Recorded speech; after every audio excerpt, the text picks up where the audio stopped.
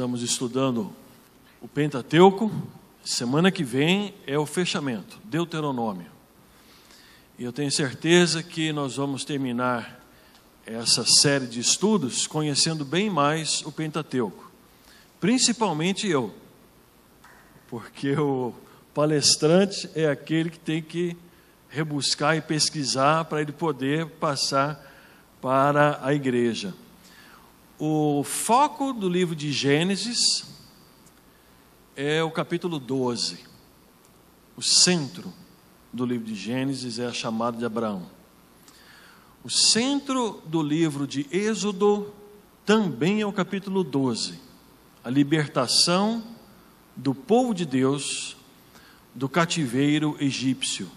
A libertação de Israel do Egito. O centro do livro de Levítico, aliás, é o capítulo 16, em que se fala sobre o dia da expiação.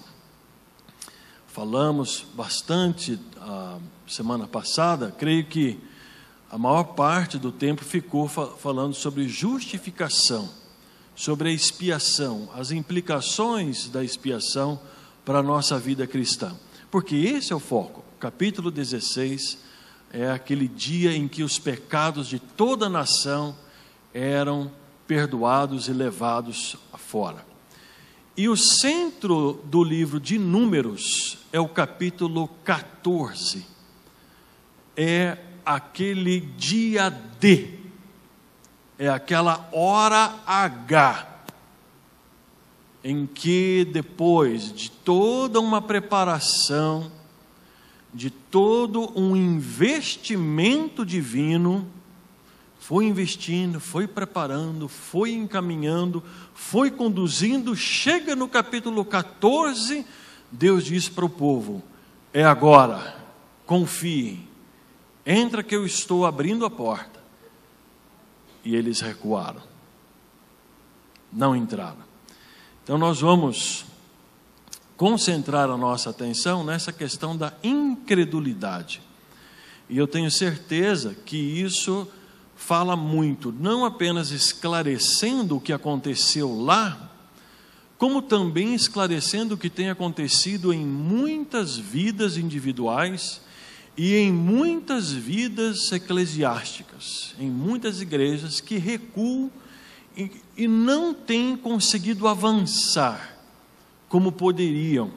E por que isto acontece? É o que nós vamos ver. Em primeiro lugar, nós devemos perguntar francamente a nós, fazer uma pergunta para nós mesmos: será que eu estou disposta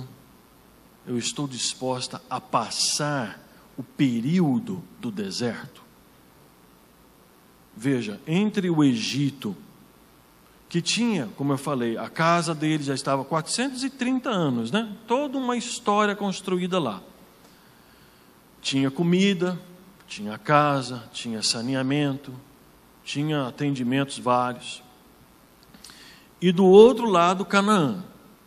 Só que entre o Egito, que era a escravidão, e aquela vida maravilhosa de liberdade, e não só liberdade, mas plenitude de vida em Canaã, entre esses dois tem um deserto. E esse deserto, ele é um período de sofrimento, é um período de muita tensão. Há muitas pessoas que, a exemplo de Israel, querem dar aquele salto. Vamos sair do Egito hoje e entrar em Canaã amanhã. Não é assim. Tem o período do deserto. Por isso que eu preciso perguntar: eu estou disposto a passar pelo vale, que é só um período, não é a vida inteira, é só uma fase. Será que eu conscientizo a minha família, a minha esposa concorda, os meus filhos, que nós vamos passar por um período enxugando as finanças, recuando um pouco para a gente conseguir depois chegar àquele outro lado lá, sem naufragar? Nós estamos dispostos a isso?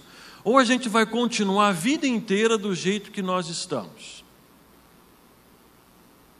existe aquele provérbio, eu vejo que ele é bem real, né? Às vezes, para melhorar, tem que piorar.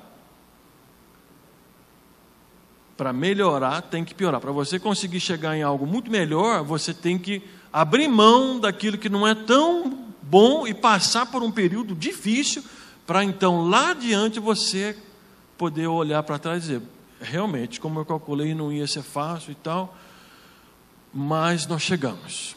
E muitos não conseguem chegar. Então, é preciso fazer essa pergunta, se eu estou confiando em Deus, nesse período do deserto. O problema deles foi a insatisfação. E um pregador puritano, ele disse o seguinte, eu anotei essa colocação muito inteligente dele, ele disse assim, tudo isso está na sua apostila, que foi bondosamente impressa, está aí. A pessoa orgulhosa, ela não tem Deus. Seu orgulho não a permite ter Deus. A pessoa inquieta não tem o próximo, ninguém quer ficar perto de alguém barulhento, que não para. A pessoa desconfiada não tem amigos. Vai desenvolver uma amizade na desconfiança? Não vai ter amigos. A pessoa insatisfeita não tem a si mesma. Eu achei muito interessante isso. Que a pessoa orgulhosa não tem Deus, a pessoa inquieta não tem o próximo, a pessoa desconfiada não tem amigos, mas a pessoa insatisfeita, ela não consegue se encontrar com ela mesma. Ela não tem nem mesmo a si mesma. Capítulo 1 ao capítulo 10, Deus prepara o seu povo para entrar na terra. Primeiro vem uma preparação. Como é que essa preparação acontece? Ela acontece primeiro através da instrução. Deus começa a investir, Ele instrui o povo sobre, por exemplo, pureza. Capítulo 4, verso 5, até o capítulo 6, verso 21, ele vai falar sobre a pureza no acampamento, a necessidade de ordem no acampamento. Pureza no casamento não é para contrair matrimônio com mulheres pagãs. Por que essa ênfase em mulheres? É porque na Bíblia o cabeça do lar é o homem, por isso que havia essa preocupação, né? Então, o cabeça do lar é o homem, e até hoje sofre mais uma mulher com um homem não crente, que é o cabeça do lar, do que um homem cristão com uma mulher não crente, porque se ele é cristão, ele é o cabeça do lar, ele exerce uma liderança, mas mesmo assim ele vai sofrer muito, e lá sofria ainda mais devido às situações. Nessa busca de pureza, e os irmãos vão se lembrar que eu falei semana passada, que quando Deus ia realizar um grande evento na vida do povo, Ele falava sobre santificação. Lembra na entrada da terra prometida? Santificai-vos, porque amanhã fará o Senhor maravilhas no meio de vós. Então ele fala sobre sacrifício, sobre pureza, santificação, preparando o povo para o agir de um Deus santo no meio do povo. Como o povo só vai entrar, porque Deus vai, a expressão que Moisés repete muito, Deus vai dar na mão deles, e deu mesmo. É Deus quem vai fazer e não eles. Para isso acontecer, eles têm que estar em santificação. E aí surge um grupo muito interessante, nazireus. Os nazireus eram homens e também mulheres que faziam um voto. Esse voto poderia ser perpétuo, para a vida toda, ou por um tempo de uma separação assim mais extrema. Não cortava o cabelo, não tinha nenhum contato com bebida alcoólica, o tempo todo não podia ter contato com nenhuma carne morta, nenhum animal ou pessoa morta, não podia tocar. Um exemplo clássico é Sansão. Nós vamos encontrar isso lá no livro de Juízes, né? Embora ele tenha desobedecido tudo isso. Então, os nazireus se consagram, surge aí então o nazireato. Depois, um segundo investimento é a distribuição, capítulo 1, verso 4, e depois dos capítulos 7 até o capítulo 8 inteiro, a distribuição das tribos. Deus então ele distribui no acampamento ele distribui as tribos inteligentemente. E a principal, naquele momento, era a tribo de Levi.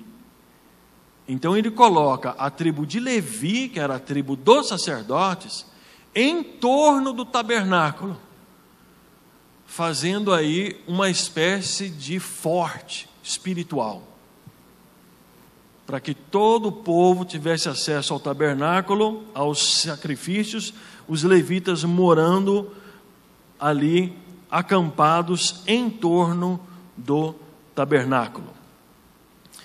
Uma vez organizados, Deus dá um outro passo. Ele diz aos sacerdotes, e isso é muito válido hoje: vocês precisam abençoar o povo. Então ele instrui Arão, e ele diz o que Arão deve fazer, levantando as suas mãos e abençoando a congregação. É aí que nasce e surge a bênção conhecida como bênção arônica. No capítulo 6, versos 22 a 27. O Senhor te abençoe e te guarde. O Senhor faça resplandecer o seu rosto sobre ti e tenha misericórdia de ti. O Senhor sobre ti levante o teu rosto e te dê a paz.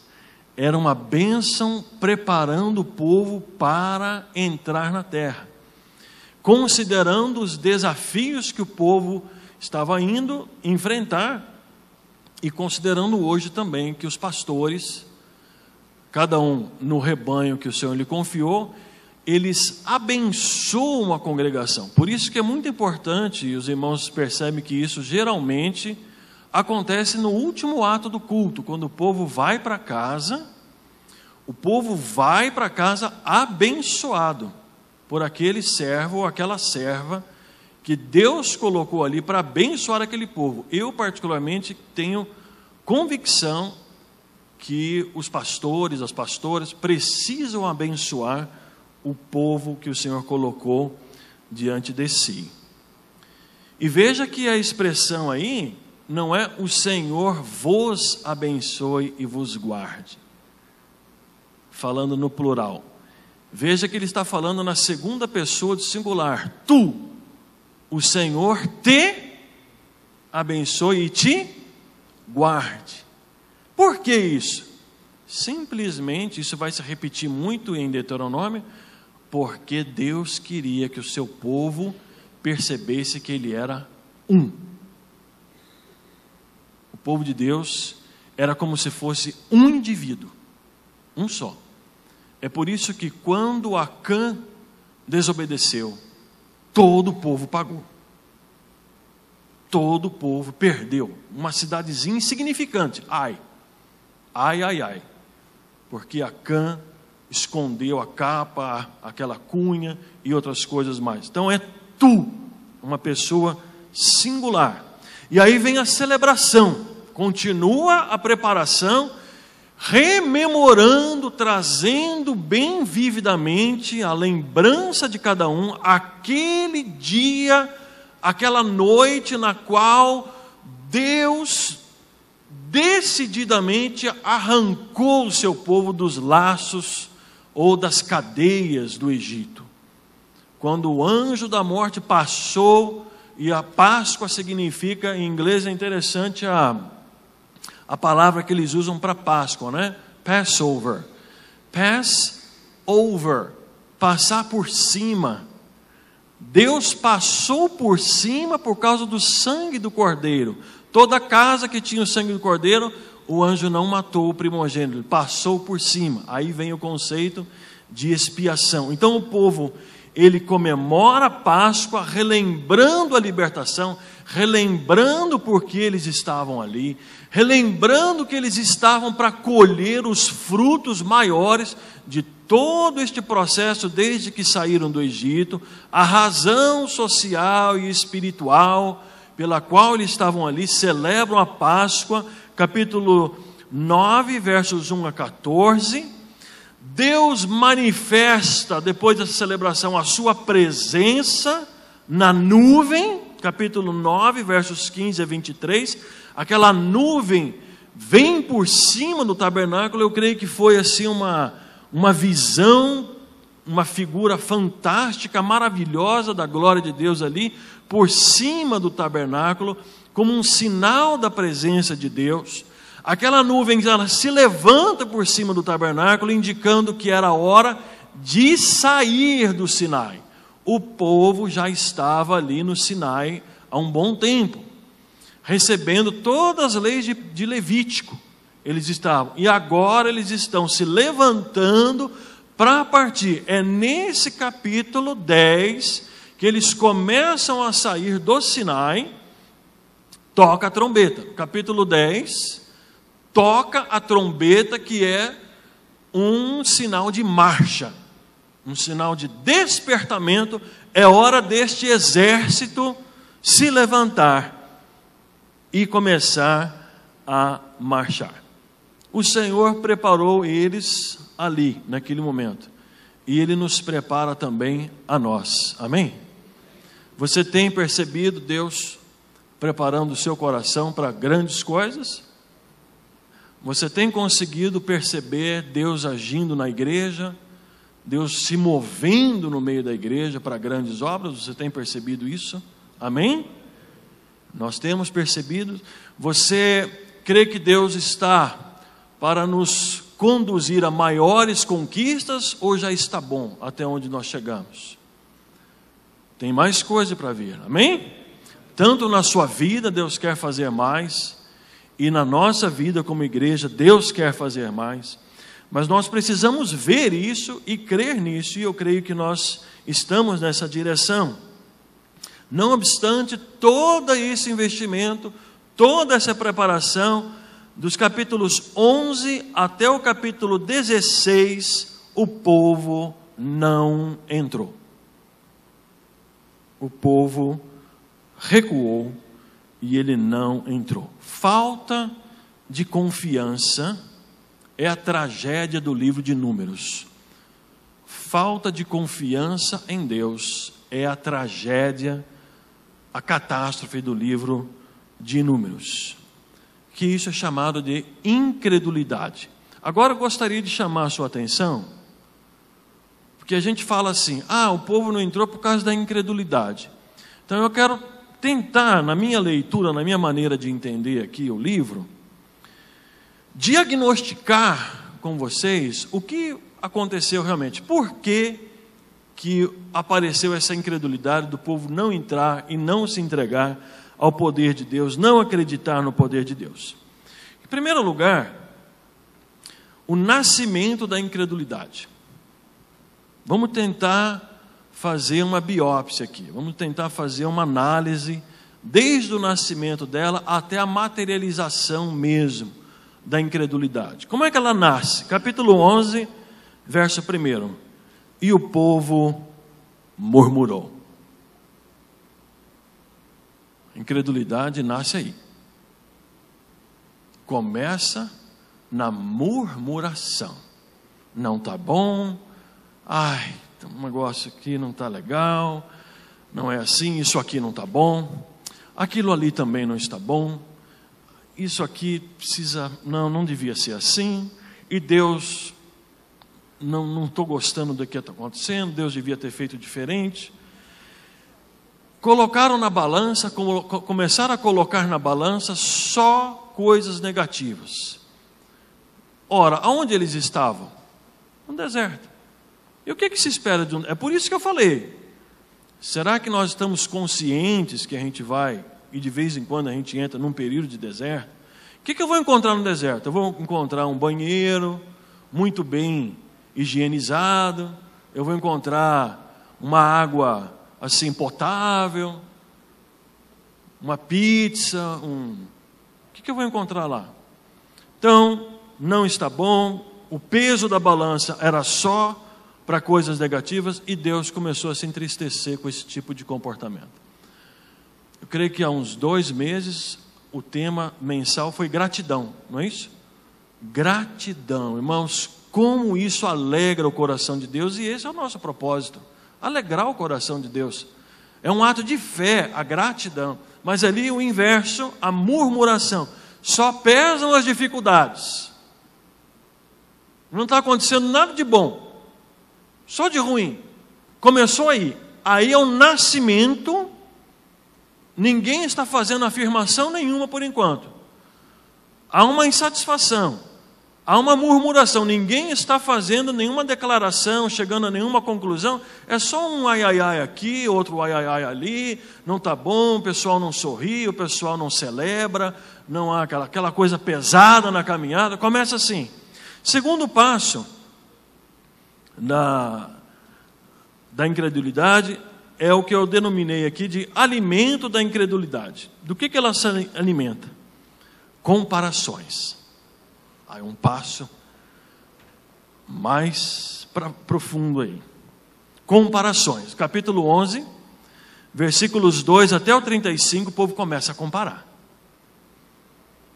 O povo dá outro passo para baixo, desce mais um degrau. Lá no Egito, nós tínhamos panelas de carne, sabe aquele panelão de carne com pedaço. Eu gosto muito de pimentão, como eu gosto, aquele cheiro, eu não sei quantos, né? Para mim, olha, é a comida brasileira, um bifinho acebolado, arroz e alface, fechou, é isso aí. Né? E eles falam assim, olha, aqueles panelões de carne com cebola, cebolada, e a gente comia até ficar assim, satisfeito. E aqui esse maná, esse pãozinho, esse coisinha, eu já estou enjoado de maná. Eu já estou assim no meu limite com esse maná. Mas querido, você está num deserto. Calma, vai chegar uma terra que Deus disse que mana leite e mel. Não, quer ter panela de carne no percurso todo, aí fica difícil. Começa a fazer as comparações, olha aí. Começa a comparar, desconsidera a situação na qual eles estão, desconsidera a fase que eles estão passando. Começa a comparar. E aí eu faço uma pergunta para você. O que é preferível? O que pesa mais para você? Liberdade ou felicidade? Liberdade ou felicidade? Por exemplo, o que pesa mais para você? Você não ter a sua liberdade e ter uma bela televisão, panela cheia de comida e tudo do bom e do melhor ali, mas você está preso. Está no Egito. Ou você passa por momentos de lágrimas, momentos de sofrimento, de escassez, de ausências, mas você está livre e está arrumando para algo melhor. Eu faço essa pergunta porque há pessoas que criticam muito os Estados Unidos. Eu não quero me demorar muito. Na verdade, como eu falei para um outro pastor, né? Uma vez um pastor perguntou para mim assim: pastor Ebenezer, tem fofoca nos Estados Unidos também? Eu falei, olha, muda só a língua, viu? Muda só o idioma. Tem fofoca em português, fofoca em inglês, mesma coisa. Gossip, fofoca, falar dos outros. Mas uma coisa, lá nos Estados Unidos, os 4 anos que passamos lá, minha esposa e eu encontrei, como se fosse o Brasil, eu encontrei anjos, assim, pessoas que mais pareciam anjos, tão boas. Eu encontrei pessoas normais, e eu encontrei quase que demônios também. Pessoas que, se você deixasse, ela te arrancava a pele e saía dando risada. Então, qual o Brasil? Não tem. Agora, uma coisa que me chamou a atenção é o civismo. Olha, meu amigo, patriotismo na frente das casas, uma bela de uma bandeira, que é muito raro você ver isso no Brasil. Uma casa brasileira com uma bandeira do Brasil na frente. Eu não estou lembrado de ter visto alguma, mas ali, você anda pelos bairros, você vê uma casa depois de outra, aquelas bandeiras, mas não é bandeirinha não, essas bandeirinhas de madeirinha de seleção não, é bandeira mesmo, grandes, e no jardim, uma plaquinha assim, sabe o que está escrito lá? We support our troops. Nós apoiamos as nossas tropas. E sabe quem que está lá na tropa? Perdendo o braço, perdendo perna, perdendo a vida? O filho deles. Os filhos deles estão lá. Agora vai lá, enquanto eles choram pela perda do filho, da filha, pergunta para eles se eles estão arrependidos. Não. Bem diferente. Bem diferente. Brasileiro, em geral, você coloca uma televisão com futebol para o homem, uma televisão com uma novela para a mulher, está tudo resolvido. Em geral, na grande maioria, é algo de chorar. Por isso que eu faço essa pergunta, queridos. Liberdade, a palavra mais poderosa para o americano é freedom. Liberdade. Freedom. A palavra mais poderosa para o brasileiro, felicidade. Nas músicas nós vemos isso, né? Eu quero ser feliz e não me interessa, e blá blá blá, felicidade, alegria, tudo bem. Mas eu creio que a liberdade é mais interessante. E aí, nós temos, como resultado das comparações, começa a comparar, sabe? Eu acho que isso aqui não é muito inferior àquilo ali. Que coisa, mas quem nos trouxe aqui? Moisés. Aí vem o fortalecimento da incredulidade, questionamento da autoridade do líder. Veja que é um processo. Começa com a murmuração, depois da murmuração vem as comparações, depois da comparação vem o questionamento da autoridade do líder. Será que Moisés está levando a gente para o lugar certo? E sabe quem faz isso? Impressionante, olha a pressão. Eu estou falando aqui sobre pressão. Miriam, que era profetisa, líder das mulheres, irmã de Moisés. Não era outra pessoa, não era de outra família, era irmã, mesmas carnes, mesmo sangue. E o irmão dele, Arão. E eles chegam para Moisés e dizem, olha, na verdade, isso está acontecendo assim, assim. Como eles percebem que o argumento do povo é fraco, a justificativa do povo é fraca, essa comparação da carne, do alimento, da situação do deserto, eles encontram uma outra justificativa. Falou, ó, sua segunda esposa, hein, meu amigo, tirou a sua autoridade, ela é cuxita, chamada de cuxita, na verdade, etíope, dá o sentido de uma mulher negra. Não pelo fato de ser negra, mas pelo fato de ser de outra nação, etíope. Você está em pecado, você está impossibilitado de nos liderar, e para o bem do povo, nós precisamos assumir o comando. E aí o que Moisés faz? Ele nem discute. É interessante, você não vai encontrar Moisés argumentando, discutindo, não, veja bem, Deus me colocou aqui, Ele me chamou lá em Êxodo capítulo 3, foi Ele. Não, Moisés não discute. Moisés vai direitinho para a Corte Suprema. Senhor, Miriam olha, que na verdade ela estava encabeçando. Arão era mais assim um bananão, né? O que, lembra o bezerro de ouro? Fez o bezerro, da agora, depois outras coisas. Então Arão, os filhos dele depois vão se embriagar, Nadab e Abiú, vão se perder. Ele não era um homem de fibra, um homem... A Miriam, ela era uma mulher mais determinada. E aí ela fica leprosa. Ela olha assim, branquinha. Moisés, que era, com as três funções dele naquele momento, né? Profeta, sacerdote e rei, líder do povo, profeta de Deus e sacerdote, ele corre, clama diante de Deus, pede a Deus por Miriam, por Arão, que Deus tivesse misericórdia. Ela é sarada, é curada, mas fica um bom tempo do lado de fora do acampamento, cumprindo os rituais para a sua purificação. Eu não quero me delongar muito, mas o fato é que ontem eu estava conversando com meu irmão, o Glauco, e ele fez umas colocações que eu ainda não tinha pensado nesse sistema, nessa perspectiva. A gente gosta muito, quando estamos juntos, de conversar sobre política, sobre igreja, futebol não, mas política, igreja e assuntos correlatos, família.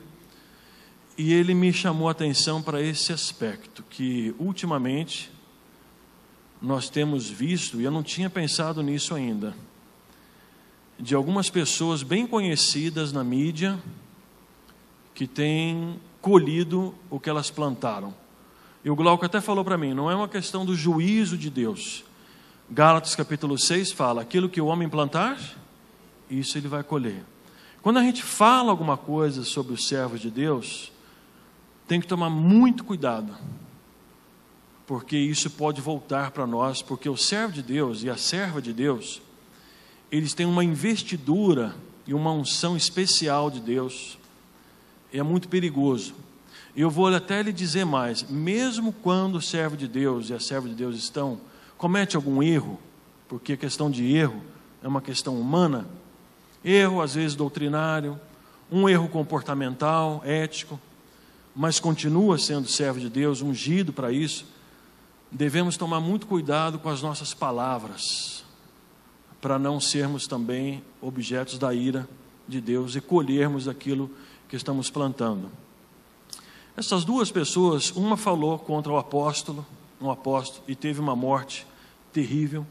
Um outro falou contra um pastor, e também teve uma morte nos últimos dias aí, terrível. E ele esteve me abrindo os olhos para esse aspecto.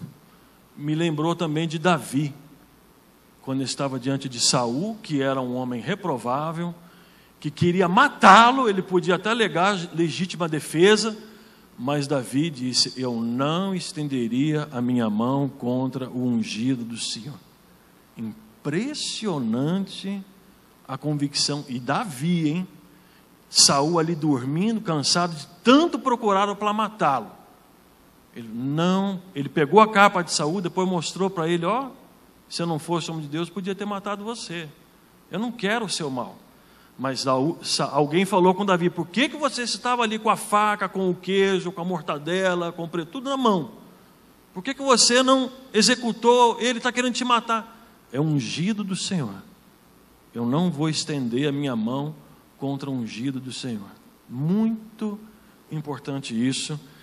E a igreja, ela precisa estar sempre cuidando do seu pastor e dos seus líderes, dos seus pastores. E eu vejo que essa é uma das razões pelas quais muitas igrejas naufragam e ficam sempre pequenininhas, sempre com muitas derrotas. Eu lembro muitas experiências do meu pai, que por 50 anos, um pouquinho mais, foi pastor, e eu vi dentro da minha casa quantas vezes ele chorava, quantas vezes ele sofria por causa de membros de igrejas que davam problemas, que o desafiavam, que falavam coisas terríveis para ele, injustiça. Mas o meu pai era um cara assim, não por ele ser meu pai ou por ele ter falecido em 2013, mas era mesmo, irmãos. Alguém ofendia ele, brigava com ele, sabe o que ele fazia? Ele ficava ali quietinho, ficava mal, ia para a cama. Era interessante. Ele ficava na cama, não comia nem bebia, com a coberta por cima da cabeça, ficava ali. Parecia que ele estava colocando aquilo para fora. Depois que eu entendi isso. Ali ele não comia, ele não fazia nada, ele ficava ali naquela cama. Depois de 2 dias ele levantava, tomava um banho, passava um negócio ali, tal, saía, abraçava aquela pessoa que o ofendeu, beijava e ia viver a vida. Impressionante, eu nunca tinha visto isso em toda a minha vida, nunca vi aquilo. A pessoa que guarda o rancor consigo, ela morre rápido. Ela morre rápido. Mas mesmo ele sendo um homem tão perdoador como ele foi, ele tinha esse dom de misericórdia, dom de perdão, colocava gente em casa. Eu passei a minha infância com gente estranha morando na minha casa. Até drogado ele chegou a colocar na minha casa. Morar, para tratar, hoje é pastor. Então, mesmo eu tenho vendo que ele perdoou, eu comecei a observar várias, não uma só, mas várias dessas pessoas que se levantaram contra ele, várias já tiveram mortes terríveis, e muitas delas estão com enfermidades terríveis, filhos nas drogas, filho na cadeia. Irmãos, se levantar contra o ungido do Senhor não é uma boa ideia. E aí vem a materialização da incredulidade. Veja que o povo já estava numa disposição incrédula, ingratidão, murmuração, comparações, questionamento da autoridade de Moisés. O povo já estava num clima de derrota. Não é que eles chegaram lá, os espias, todo mundo lá animado, e aí os espias voltaram e falaram: realmente a gente não pode entrar, porque aí todo mundo... Não. Eles já estavam num clima de derrota, as sementes da incredulidade já estavam plantadas naqueles corações, plantou a incredulidade, e agora há uma materialização dela, ela aparece claramente. Primeiro, o fracasso dos espias, capítulo 13 até o capítulo 14, os espias voltam e falam: de fato a terra é muito boa, maravilhosa, mas tem um pessoal lá e a gente não pode com eles. Deus abriu o mar, Deus nos alimentou, Deus fez e aconteceu, mas Deus não pode derrotar esses gigantes aí. Então, vamos, e agora? O que a gente vai fazer? Voltar para o Egito não dá? Vamos todos morrer aqui no deserto. E aí veio aquele desespero, descrédito da lei. Veja que há um ambiente negativo. Um rapaz é apanhado recolhendo lenha no dia de sábado.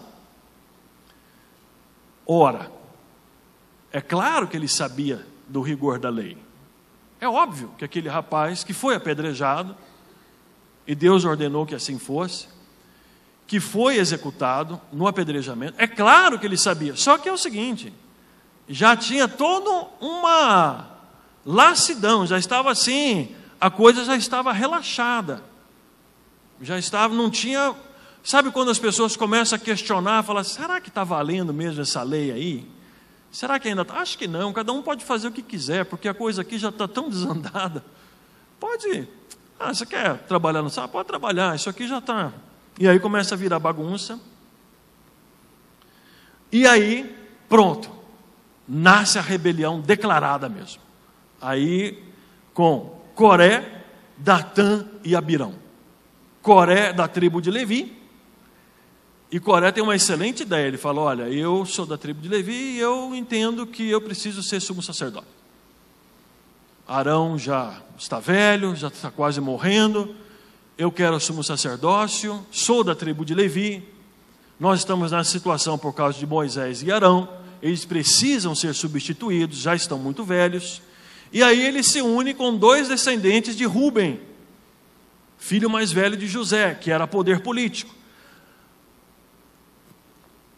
O Coré, ele se une com a política, Datã e Abirão, descendentes de Rúben, e diz: olha, se vocês me apoiam na ideia do sacerdócio, a gente pode compartilhar, vocês ficam como presidente, e eu fico como sumo sacerdote. O que acontece? Moisés ainda procura conversar. Se você continuar lendo o texto, você vai ver que Moisés, ele procura conversar com Datã e Abirão. Ele não fala em conversar com Coré, também chamado de Corá, porque ele percebe que com ele não há diálogo, mas ele ainda tenta conversar com os 2 que Coré aliciou. Ele tenta conversar com Datã e Abirão. Eles se recusam a se encontrar com Moisés. Não vamos conversar com um ditador reprovado, não queremos conversa com você.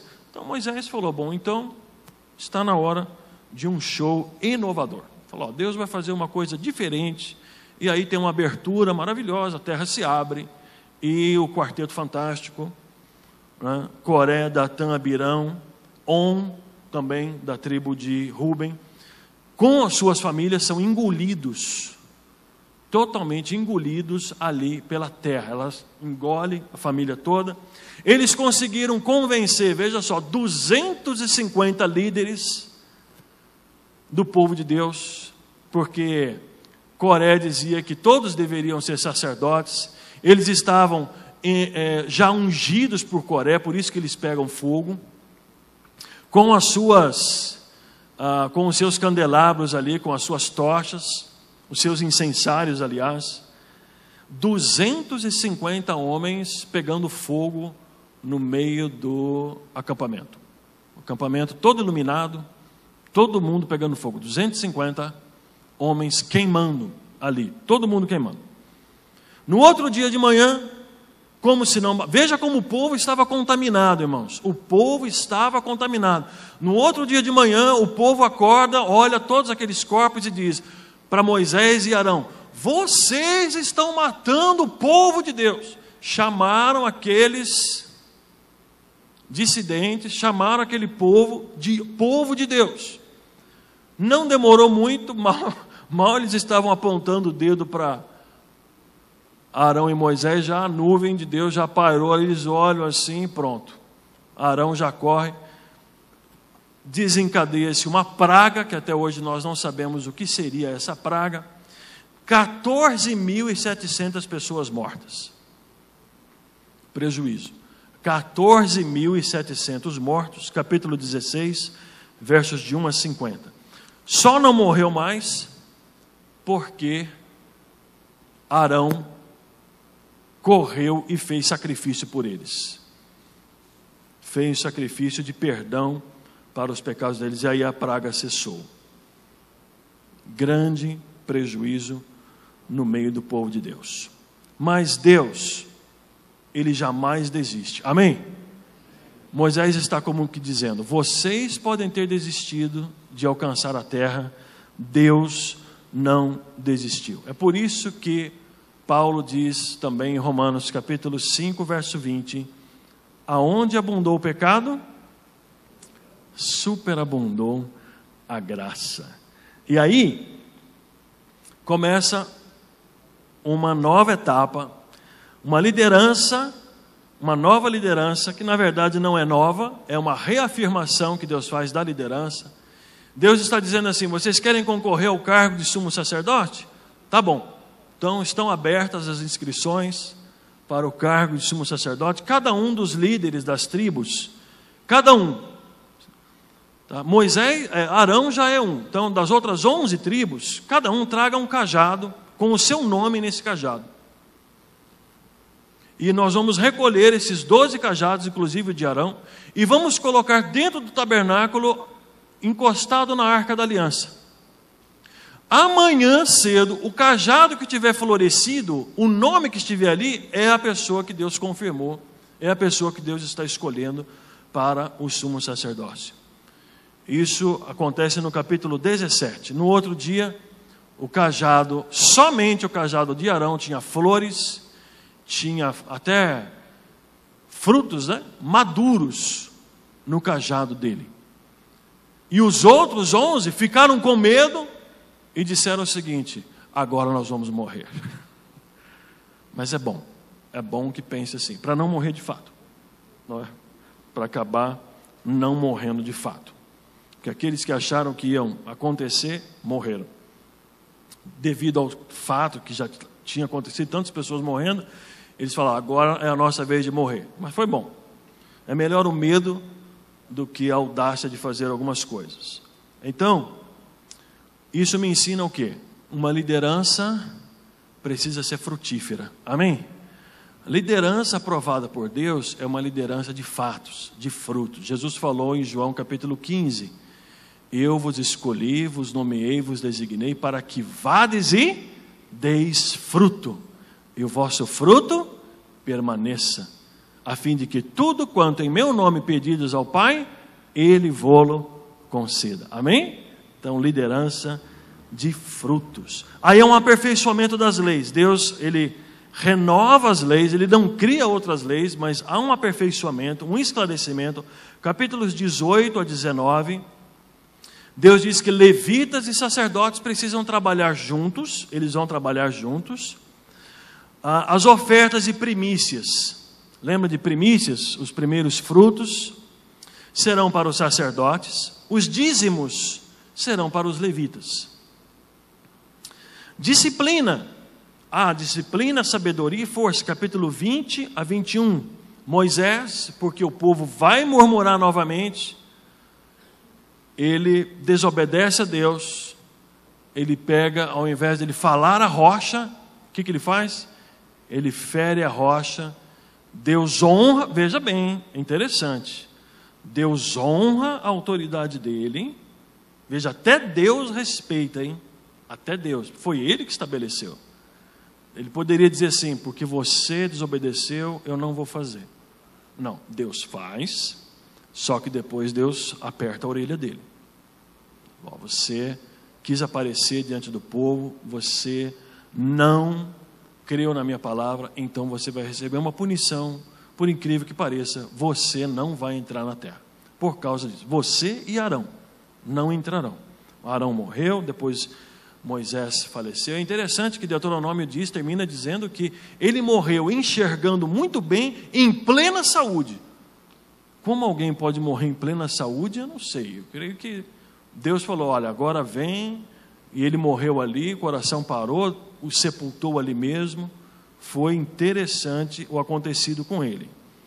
Então, disciplina. Deus dá sabedoria. Eles iam passar por uma determinada cidade, não receberam permissão, cortaram, deu a volta, e Deus dá força. E eles começam a conquistar as cidades da Transjordânia. Há um medo muito grande nessas cidades, e o rei, ele manda chamar quem? Balaão, capítulos 22 a 25. Vamos dar uma olhada lá? Números, capítulo 22, até o capítulo 25.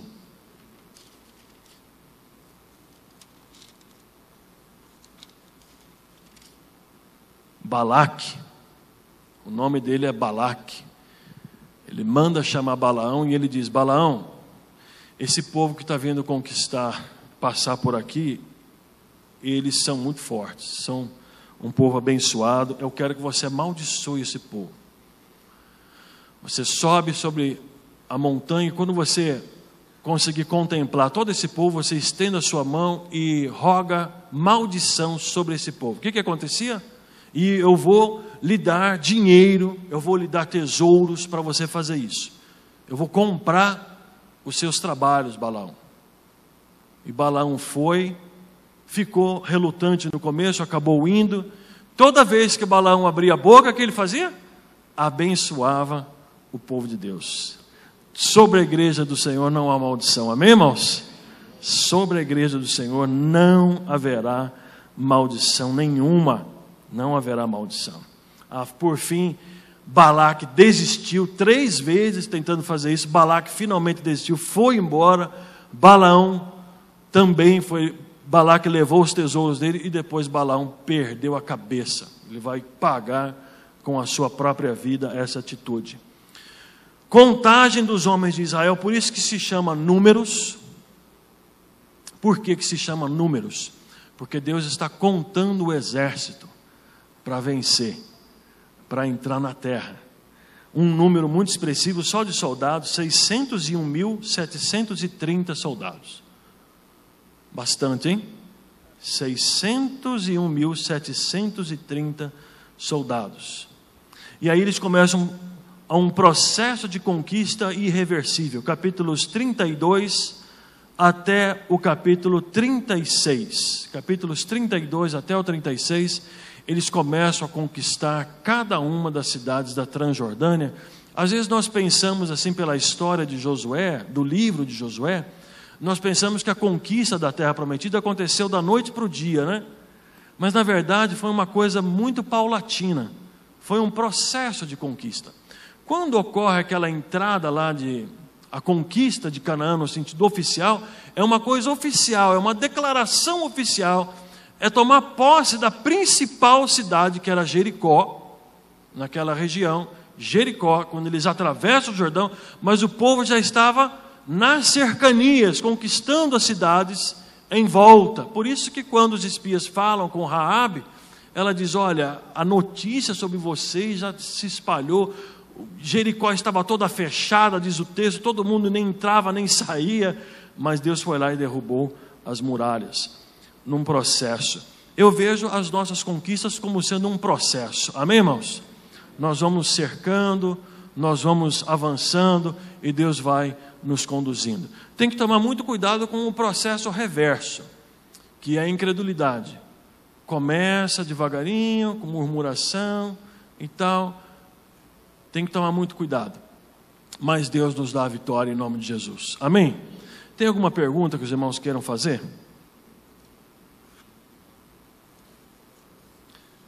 Irmãos, quarta-feira que vem nós vamos terminar esse estudo com Deuteronômio. Eu creio que entre amanhã, depois da manhã, eu estou passando para o irmão Wilson o resumo. Só que dessa vez vai ficar um pouquinho mais, 7 páginas. Essa que os irmãos têm é 5, né? Só 2 páginas a mais, porque realmente é um conteúdo mais extenso um pouquinho, mas só 7 páginas dá para a gente caminhar aí na quarta-feira que vem. Amém, irmãos? Amém, graças a Deus.